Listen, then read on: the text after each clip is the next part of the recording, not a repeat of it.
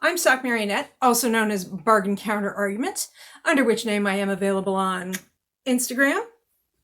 I'm a middle-aged lady in a tiara talking about books, libraries, and related topics.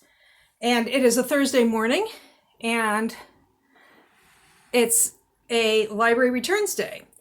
So welcome to my book Unhaul, because they're going back to the library. One of a number in a series.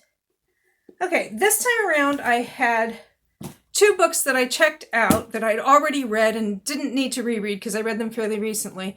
But I was doing a live stream on good books to read if you want to get into paranormal romance, but you're not super familiar with the genre. And it was a lively discussion. I'll put a link in the description. And I wanted to have a couple of books to hold up, for show and tell purposes. So I have Payback's a Witch. It's the first in the Thistle Grove series.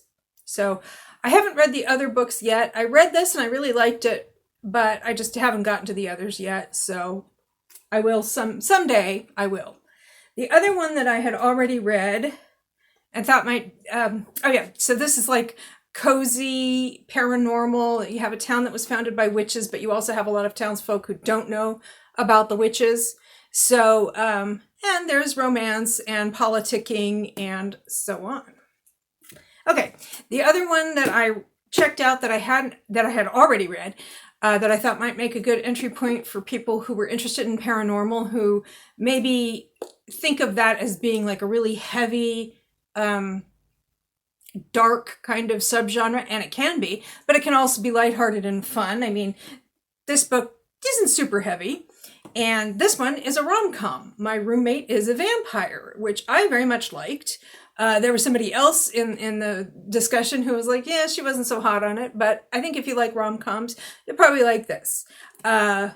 So this woman gets a chance to rent a room from a guy. It's a very nice apartment in a very nice part of town, and it's suspiciously cheap.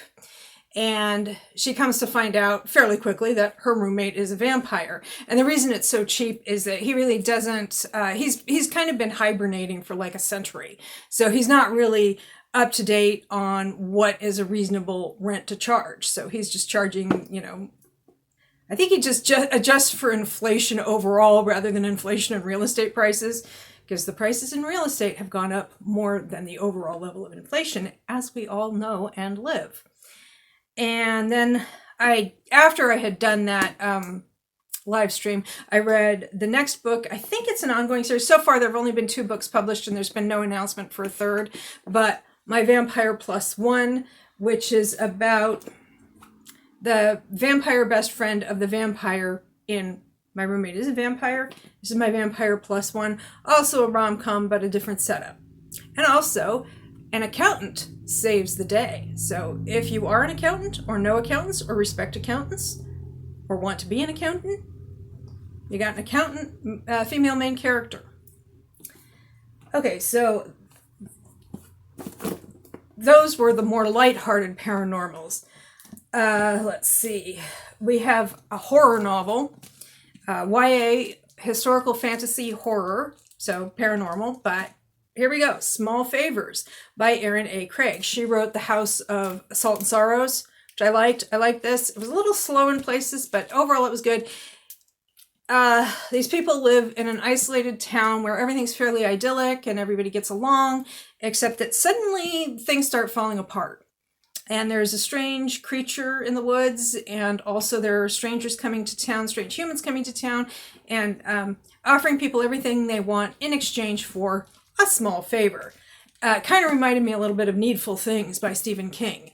It's just a slightly different spin on the idea, but it was still had some similarities there, which I liked it. I liked Needful Things by Stephen King, and I liked Small Favors by Erin A. Craig. Then I'm working on a longer vlog, so I'm not going to say too much about these books, but my longer vlog is going to be a new feature I'm going to have on the channel, hopefully. The longer vlog will be introducing it, but basically it's dive in or drop out, where I read the first book in a series, that is to say a series that has more than 3 books and may or may not be ongoing. I'm starting big with some series by Christine Feehan, or Feehan, I'm not sure how she pronounces it.